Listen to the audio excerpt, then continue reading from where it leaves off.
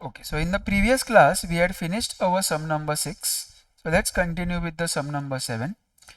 In the sum number 7, it says that in an examination, 30% of the students have failed in the subject 1, 20% of the students have failed in the subject 2, 10% students have failed in the subject 1 and 2 both. So what do we do? The question over here is asking us or giving us the information about the failure of the students. The failing of the students probability is given to be 30%, 20% and so on. So looking at the question, we should be able to identify or we should be able to write down the required event for our formula, for our question. So in this particular question, what should be the events?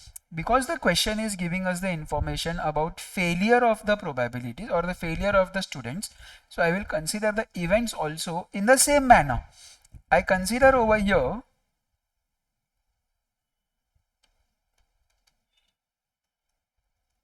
let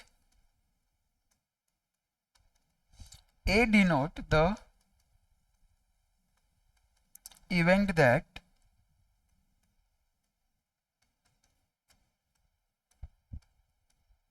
student has failed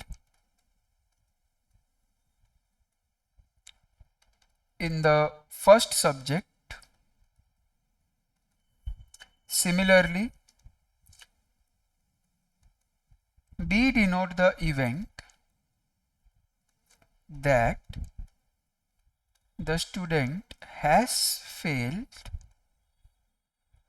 in the second subject. So if you observe your question guys, it says that 30% students have failed in the subject 1. Whenever we talk about the probabilities and percentages, they can be written as like this. 30%, which is 30 upon 100, I can write it as 3 upon 10. In the same manner, when I talk about probability of B, he has told us that 20% students have failed in the subject 2. So when 20% have failed, it means that it has to be 20 upon 100. Leave it as 2 upon 10. Do not make it as 1 upon 5, because further calculations it will be more easy when the denominator is 10 compared to that when the denominator is 5.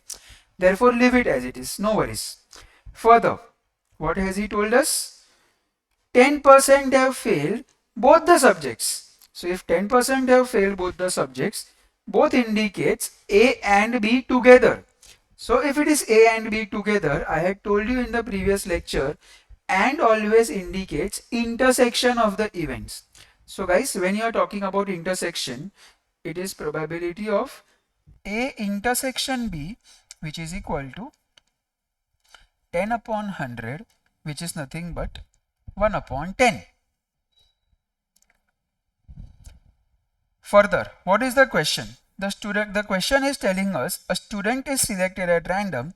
What is the probability that he has failed in the subject 1? It is known that failed in subject 2. Now, let us write down the first case, which says over here, probability of a student failed in subject 1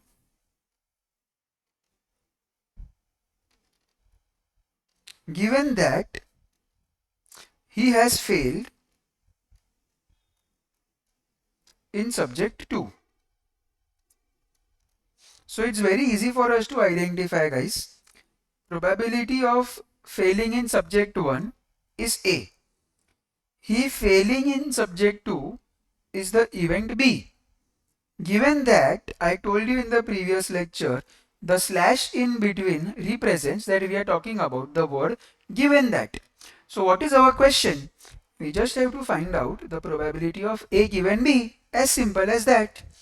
So it is equal to probability of A given B. Just now we discussed the formulas. It is what? Probability of A intersection B upon probability of B. Now guys, you know the intersection formula, you also know the B formula or the B value. Just use those values over here. Numerator is 1 upon 10 and the denominator is 2 upon 10. So let me substitute over here. So I can easily cancel off these both values and my answer comes out to be a simple half.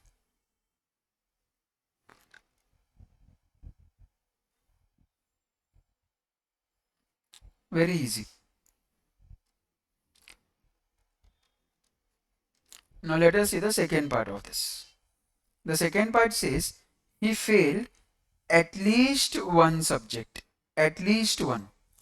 I told you in the previous class, whenever we talk about at least one, it is always indicating either the first or the second or both. Now what does that mean? Whenever you talk about the word or, it is always indicating you something called as the union of the events. So here there are only two events, A and B. So when I want to find out probability of at least one of A or B, it has to be A union B. So I will say in this case, probability of student failed in at least one subject, it is nothing but probability of A union B, which is as per my basic formula for addition theorem, probability of A plus probability of B minus probability of A intersection B. What is the probability of A value? 3 by 10, 2 by 10 and minus 1 by 10.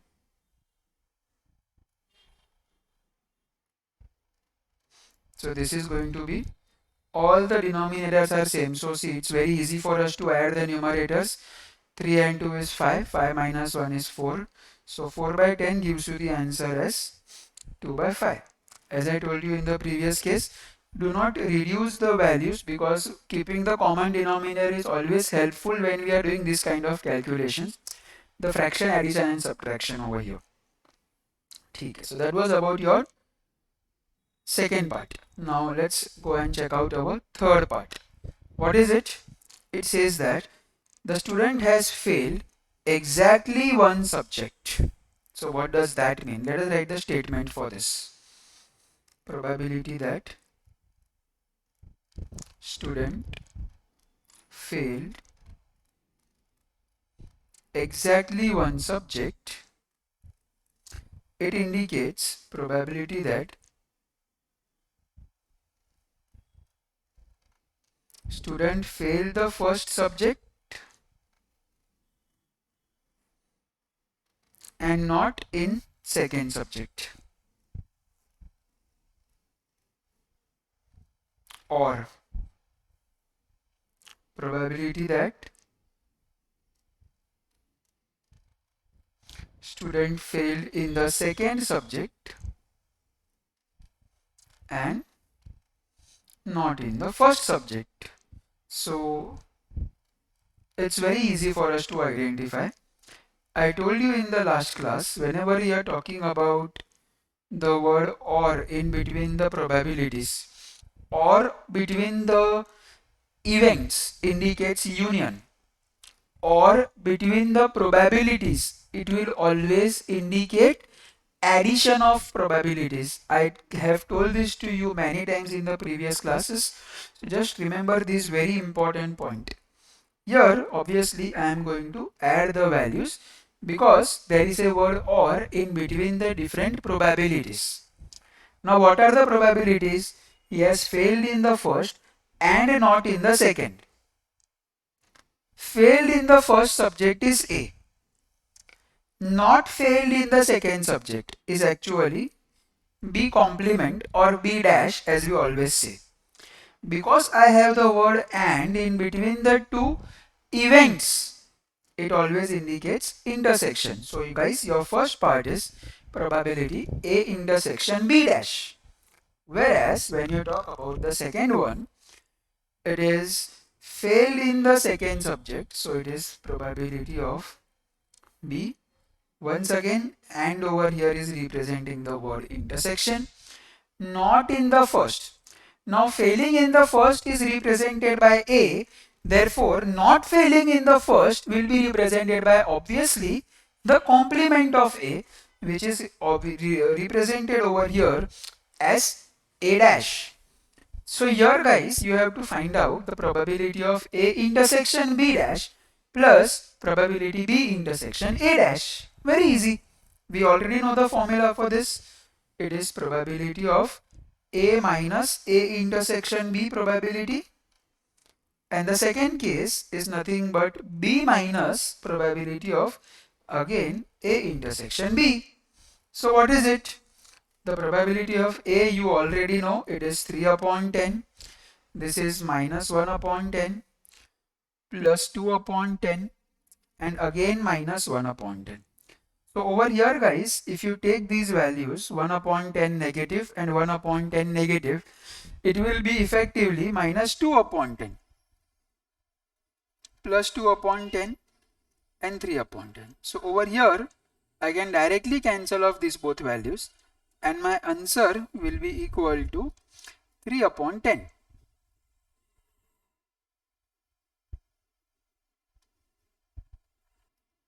So let us read the sum number 8. It says over here that one shot is fired from each of the three guns. Let A, B and C denote the events that the targets hit by the first, second and the third gun respectively. Assuming that A, B and C are independent events, a very important statement he has told to you. A, B and C are independent events. Probability of A, probability of B and probability of C is already known to us. We have to find out the probability that at least one hit is registered. So guys, it's a very simple question over here. What do we have to do? Let us first of all understand the question. Alright, now as per the question, suppose if I draw a rough diagram just like this.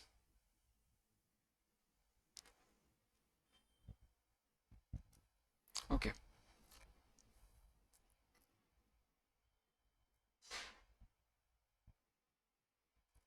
There are three guns, let me consider G1, G2 and G3. Suppose if the first gun is trying to fire and it goes and hits at this position, the second gun goes and hits at this position, and the third gun goes and hits at this position. Our question over here tells us that the three guns are being fired one by one and they are all independent of each other. So in this case, what is the probability that either the first gun will hit the target or the second gun will hit the target or the third gun will hit the target? Where did this word or come out from? The word or is being used over here because the question tells us that probability of at least one gun will be hitting the target. So guys, when you say at least one, it means that either the first or the second or the third or the first and the second or the second and the third or the first and the third or all of them hits the target.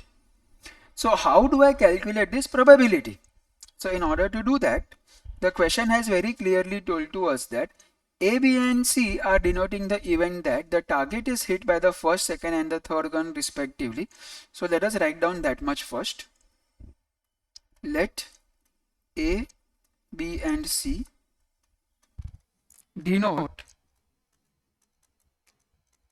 event that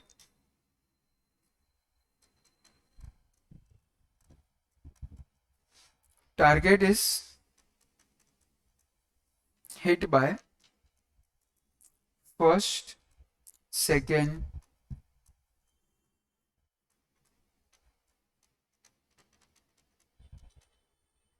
and the third gun respectively. In the question, he has given to you the information of P of A, P of B and P of C. What is it? it is 0.5, 0.6 and 0.8.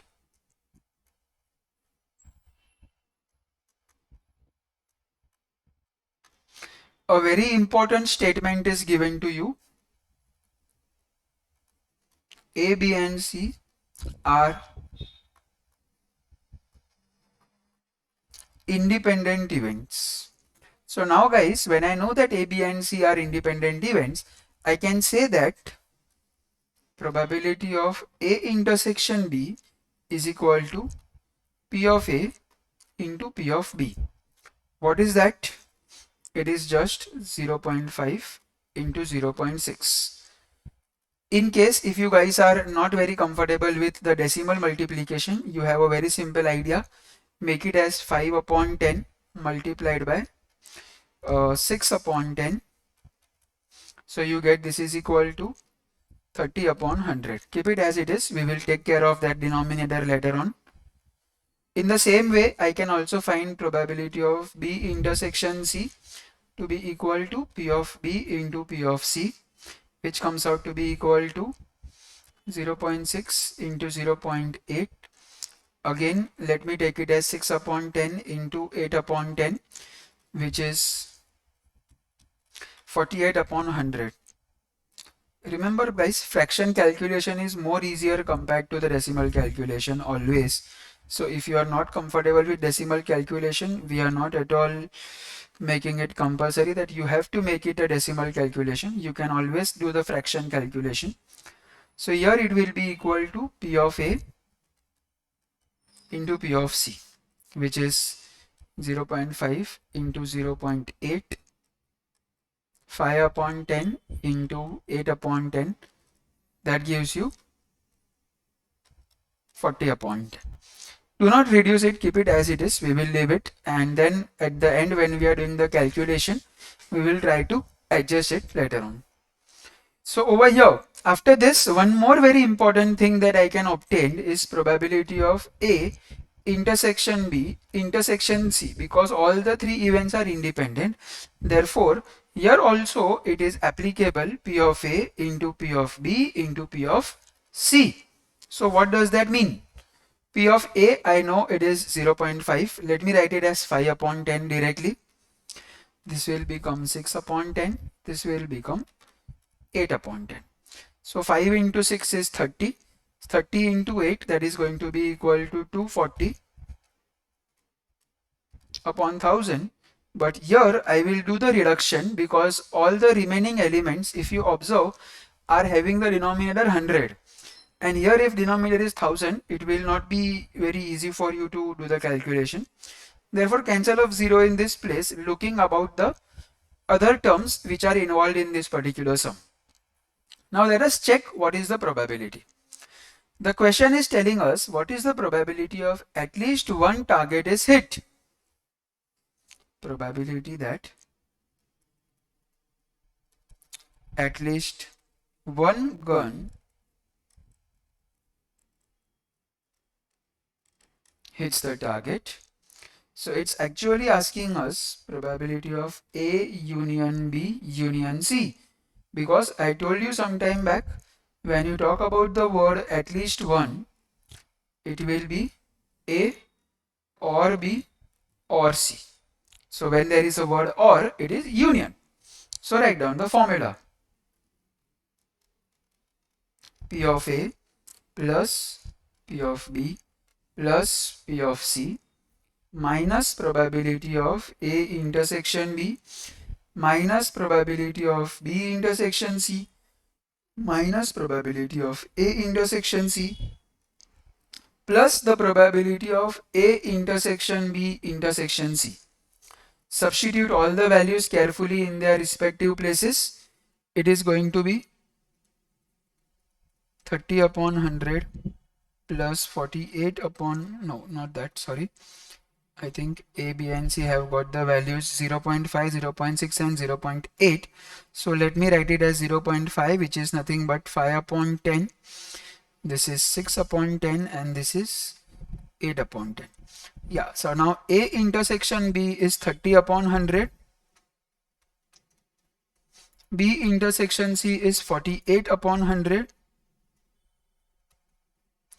A intersection B is 40 upon 100 plus final value 24 upon 100. Now, in order to make the denominator 100 common, what I will do is I will just multiply the first three fractions by 10 so that I can take the denominator 100 common over here. So this is going to be equal to 50 plus 60 plus 80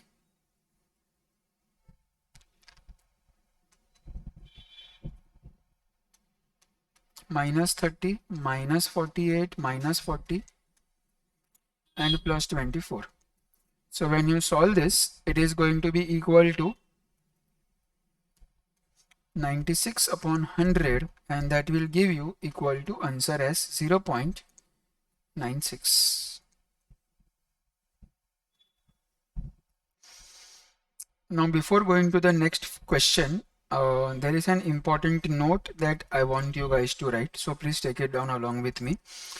I will explain this to you when I am solving the next question.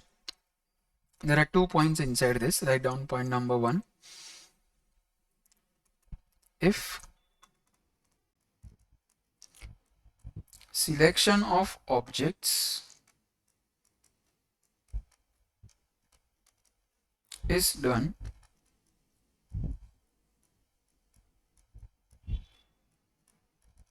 with replacement, we cannot use the NCR formula. Underline the words with replacement and cannot use. In the same way,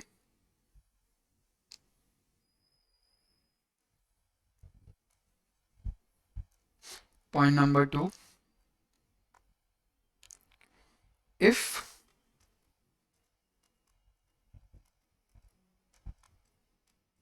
selection of objects is done without replacement,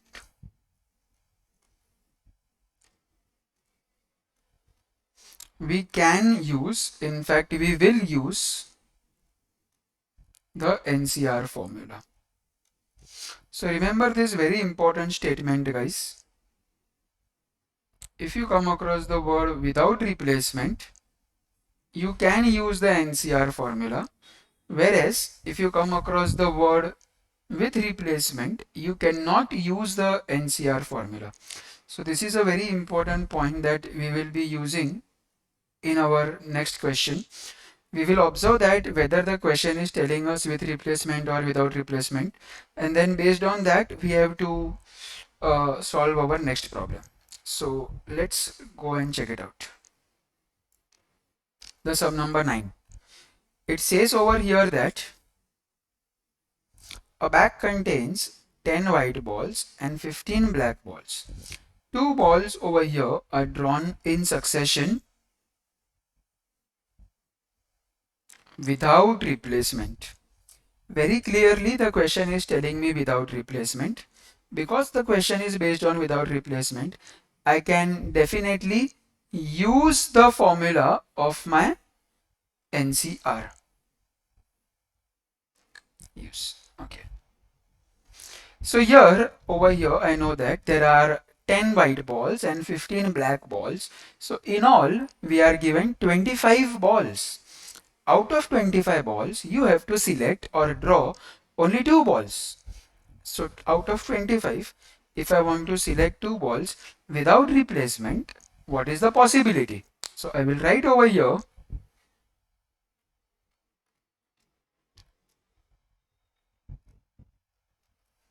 there are 10 white balls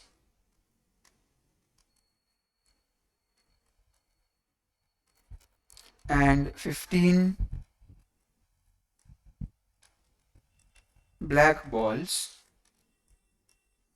In all, 25 balls, out of which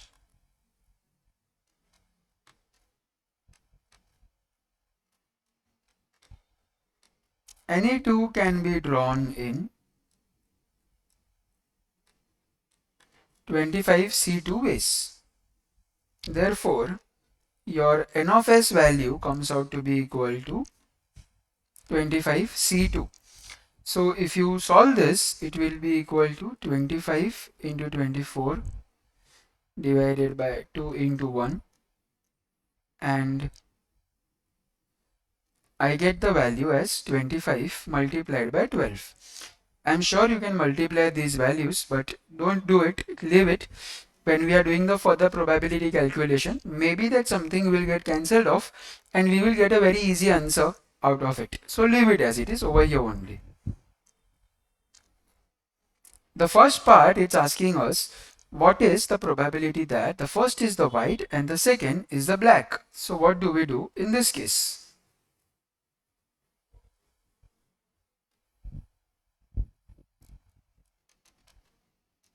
Probability that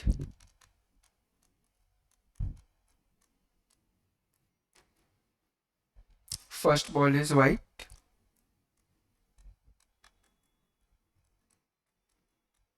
and second is black. So it's very easy.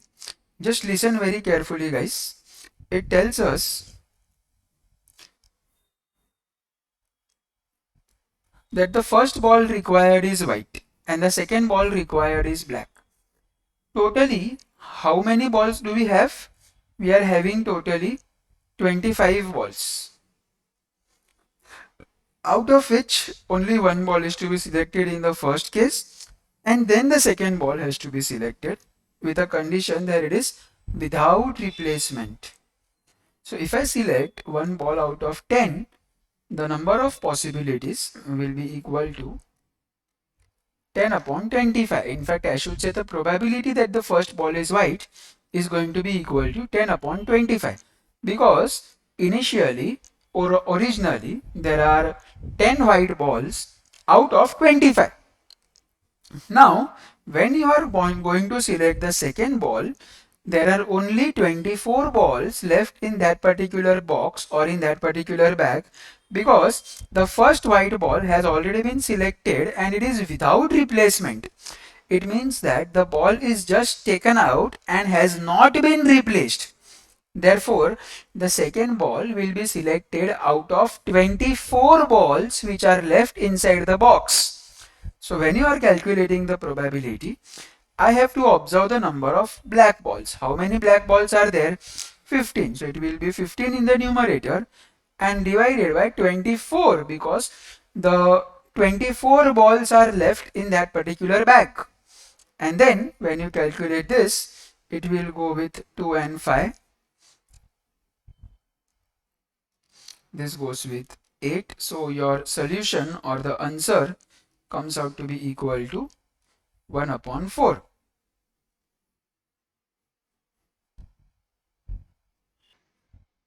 So that's about your first part, guys. The answer comes out to be 1 by 4.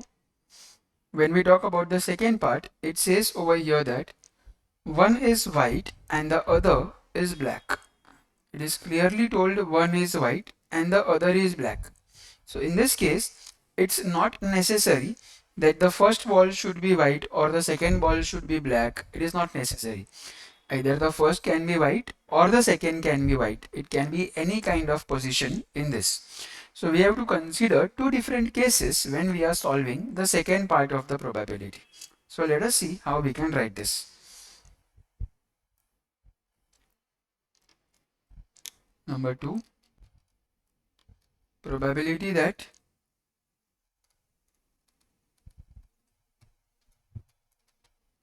one ball is white and another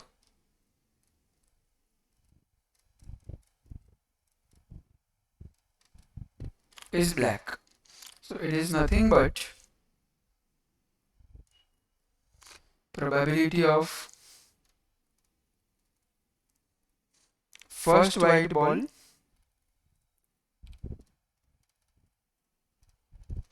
and second black ball, or probability of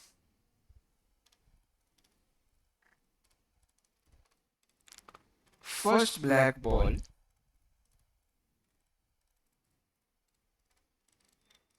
and the second white ball. So, what do we get? First white ball and second black ball. This value is ready-made available to us 1 by 4. So let me write it 1 by 4 straight away. We don't need to do any calculation in that. So 1 by 4 is the value for the first part. I know that OR indicates addition, so I will write plus over here. Now let's think about the second case. Now when I want the first black ball, I am having totally 15 black balls out of the total 25 black balls, or in fact the total 25 balls. So the first black ball has a probability of 15 upon 25.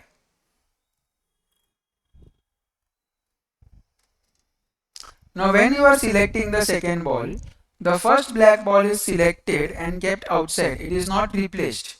So second black ball, for the second white ball, we are having only 24 balls left in that box.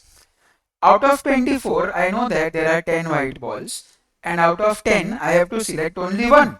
So this can be done in only 10 ways. So once again guys, when you try to solve this, simplify this, you will get this goes with 3, this goes with 5, this goes with 1 and 2, 4. So ultimately again I get the answer as 1 by 4 itself. So basically it's 1 by 4 plus 1 by 4, which is 2 by 4, which is actually a half.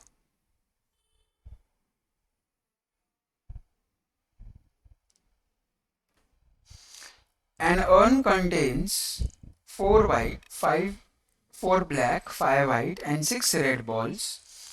2 balls are drawn one after the another without replacement. What is the probability that at least one ball is a black ball? So it's very simple. What do we do in this? We know that the first urn has got the the urns are having 4 white balls, 4 black balls, 5 white and 6 red. What do we do? Any 2 balls have to be drawn. How do we do it? Can anybody tell me?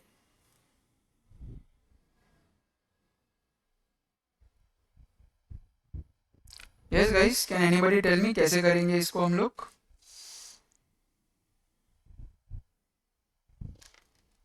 There are totally 4 black, 5 white and 6 red balls.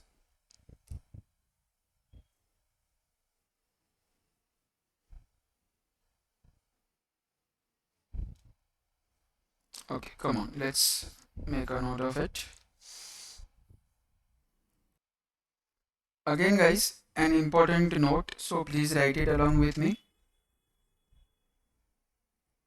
We will understand how we can apply this over here.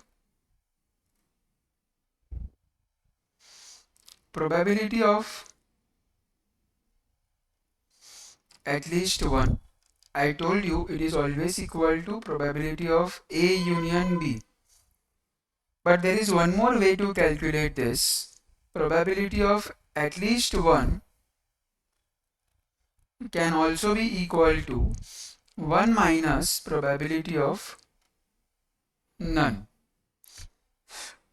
So there are two formulas that you have now for at least one. So any of the two formulas can be applied in these cases. So it's up to us which formula we are finding more comfortable. So we can apply that formula. It is not compulsory that you have to use either the first or the second formula always. Okay. So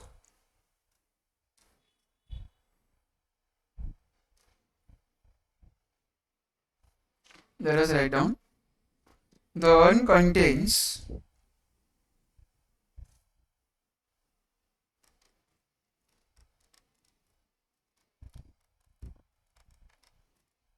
4 black balls,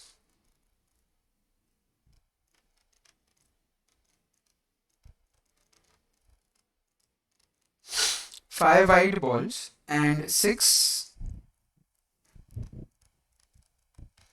red balls. In all, 15 balls, out of which 2 balls are drawn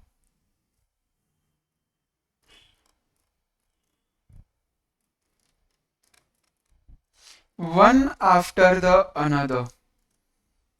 This word one after the another is very important because it says that it is one after the another. So we have to first of all select the first ball and then we have to select the second ball as we did in the previous case. So what are the possibilities? Probability that first is white ball and second is red. In how many ways can we do that? How many white balls do we have? We have 5 white balls. So it will be 5 upon 15 multiplied by 6 red balls. So it comes out to be 6 upon 14. Let us leave it as it is. Second case can be probability of first red ball and second is a white ball. So once again guys, we are having 6 red balls. So 6 upon 14 multiplied by, in fact 6 upon 15 it should be, sorry, 5 upon 14. Then it can be probability of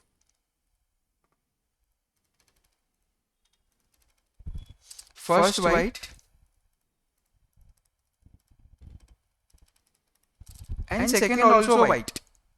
So how do I get this? Now when I know that if the first is white, it is going to be obviously 5 upon 15.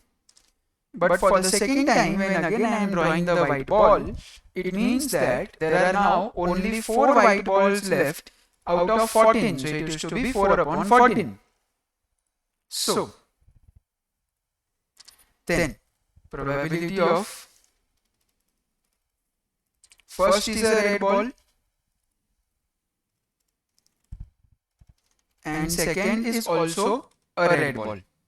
So the condition is 6 upon 15 multiplied by 5 upon 14 because originally we were having 6 red balls out of 15 and then after one ball is selected we are having only 5 red balls out of the remaining 14 balls.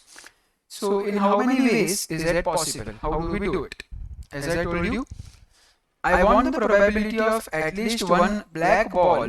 When I want probability of at least one black ball, what I am trying to do over here is I am considering probability of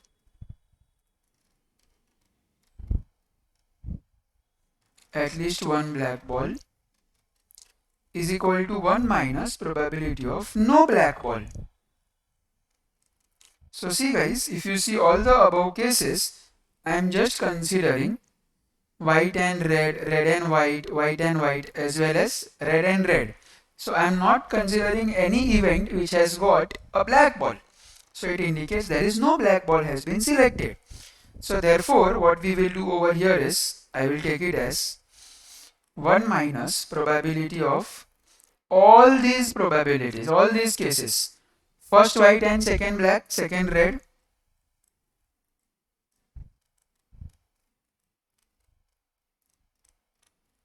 Plus probability of first red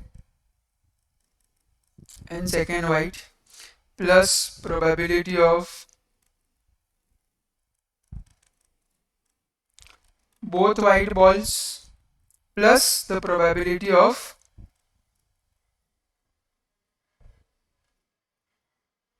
both red balls. Now the question comes, why are we indicating it plus over here?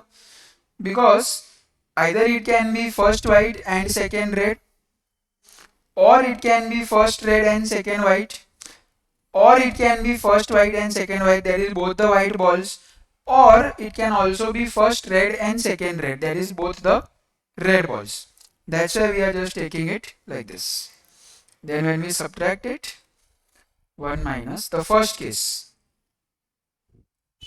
5 upon 15 into 6 upon 14 plus 6 upon 15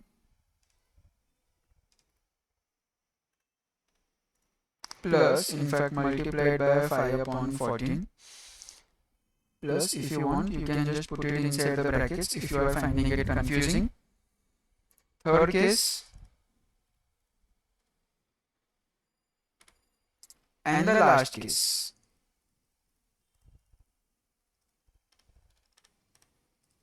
Alright, so now when you multiply this 15 and 14, it should be 210, I think. So if I keep it as 210, and the numerator 30 plus 30 plus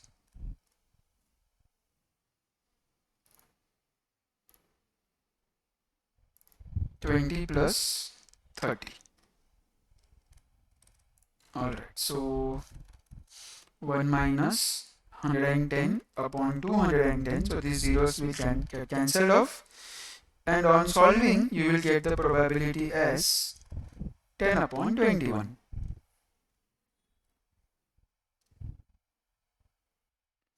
So let us read the sum number 12. It says over here that a bag contains 4 blue and 5 green balls. Another bag contains 3 blue and 7 green balls. One ball is drawn from each bag. What is the probability that the two balls are of the same color? So it's such a simple question. The first bag over here,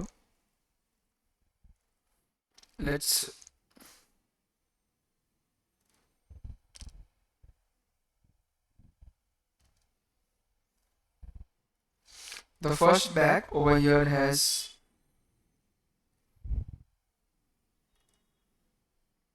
4 blue and 5 green. The second has 3 blue and 7 green balls.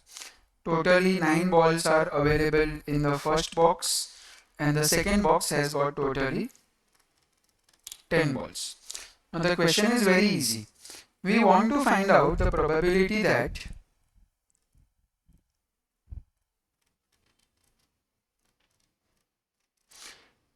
balls drawn are of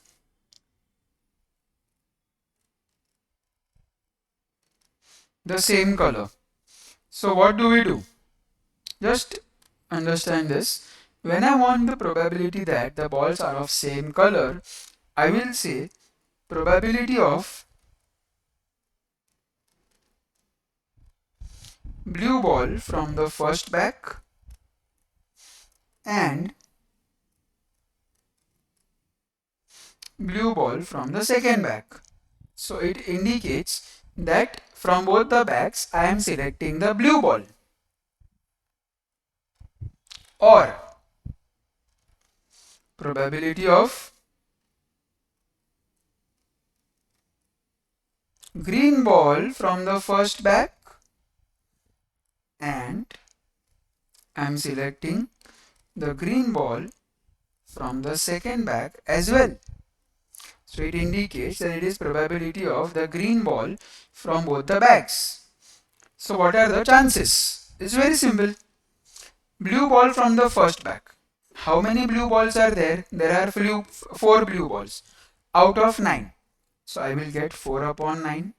We all know by now that AND indicates multiplication, so I multiply this. Blue ball from the second bag. How many blue balls are there in the second bag? There are 3 blue balls. Out of how much? 10. So the probability comes out to be 3 upon 10. You know that OR in between the probabilities is represented by a plus sign over here. Then let us check out for the green balls. Green ball from the first bag. There are 5 green balls out of 9. So I get the chances 5 upon 9. There are 7 green balls out of 10. So the chances for the green ball are 7 by 10. So it's very easy. Just multiply this. 12 by 90 plus 30 upon 90. On calculating, you can say this is not 30, sorry, 35. So on calculating, it comes out to be equal to 47 divided by 90.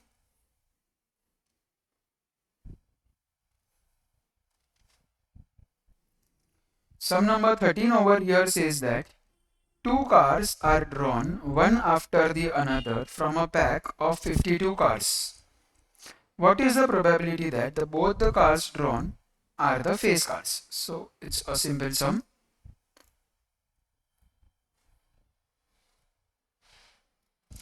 There are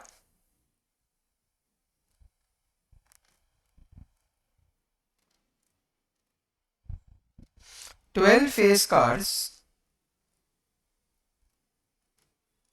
in a pack of 52 cars. What are the 12 face cars? If you remember, 4 king, 4 queen and 4 jack. So in all, I can say that there are 12 face cars. So the question over here tells us two cars are drawn one after the another with replacement. So these words, one after the another and with replacement, they are very important for us. So now what do I do? Because there are 12 face cars in a pack of 52 cars, I can say that probability of drawing first face car is going to be 12 upon 52. If you want, you can write it as 3 upon 13 reducing by 4. If you keep it like that also, still it's okay, not to worry about it. Further, he has told us that the two cars are drawn with replacement. So these two cars have been selected. First car has been selected, noted down and put it back inside the pack of cars so that the second car can now be selected. So I have to write a small statement over here saying that since selection of cars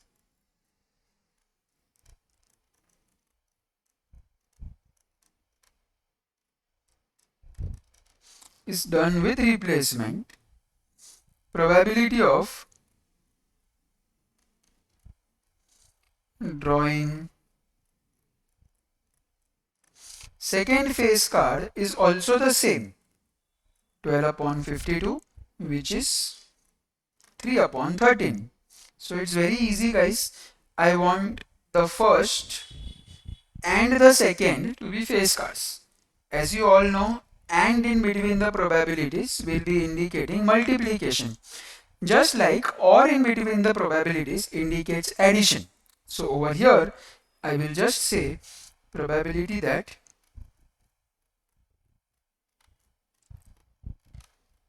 both cars are face cars is equal to